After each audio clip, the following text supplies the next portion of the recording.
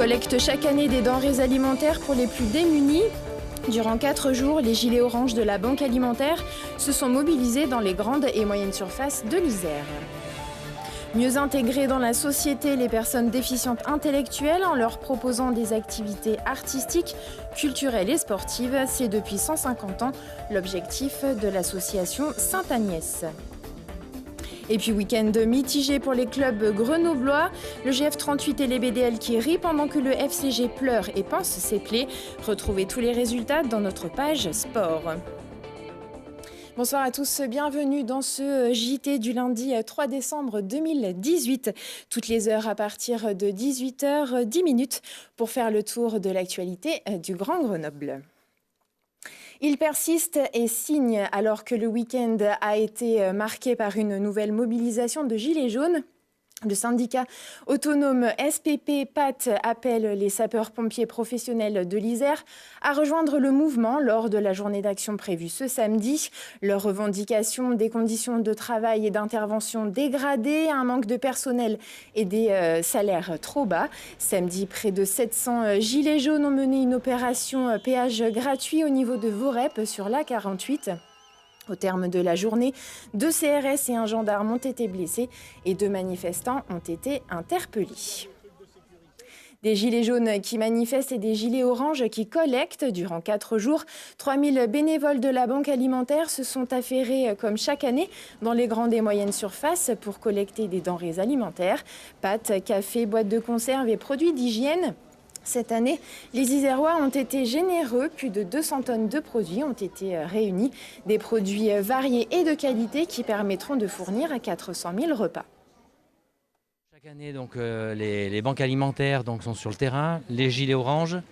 Donc, on est là une seule fois par an, le dernier week-end de novembre. Cette année, c'est à cheval sur novembre et décembre.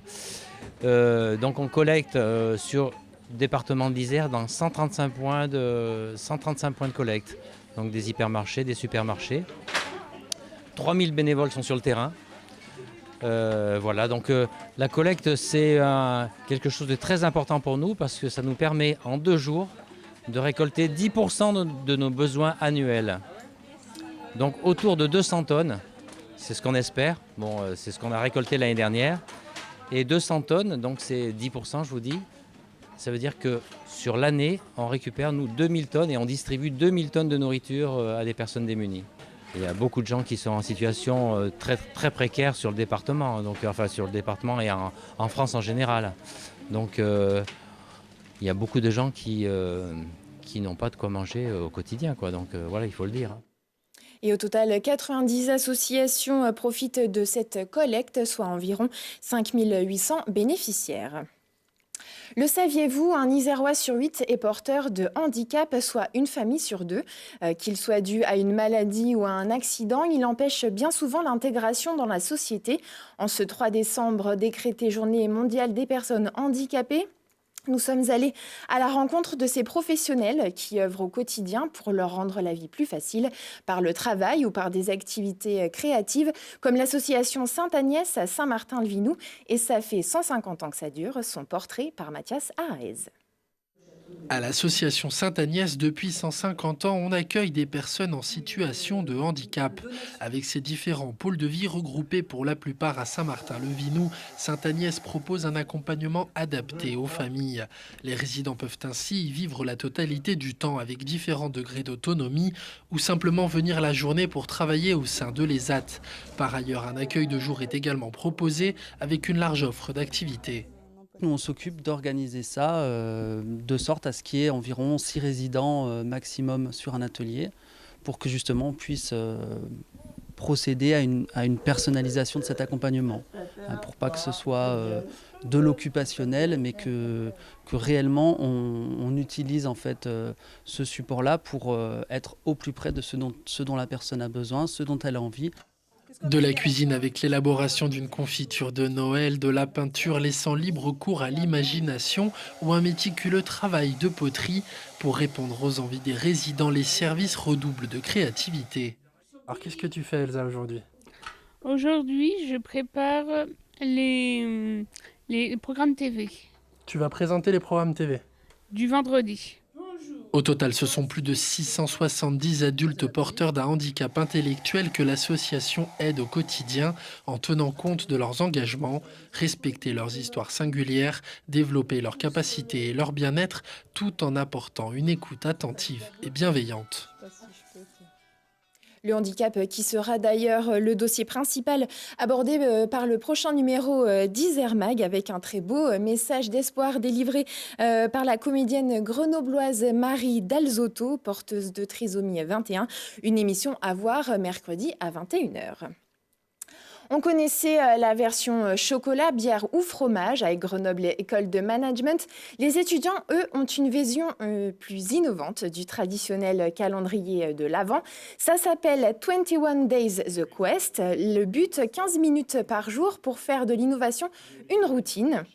Un serious game made in Isère qui leur a valu le Silver Award catégorie Cultivating Curiosity lors de l'événement Reimagine Education à San Francisco. Désolé pour les non-anglophones.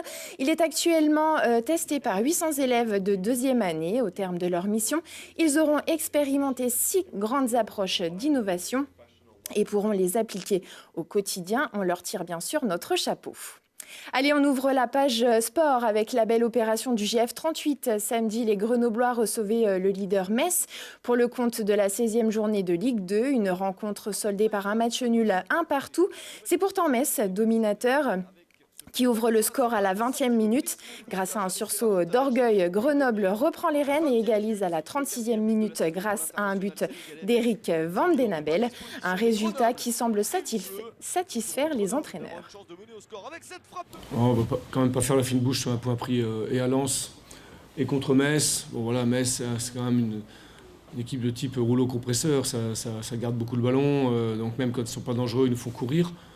Globalement, on a plutôt bien défendu parce qu'on n'a pas concédé non plus beaucoup d'occasions contre nous. Je suis un peu triste sur le but qu'on prend. Je n'ai pas trop bien vu, mais ouais, c'est un peu cafouilleux cette affaire.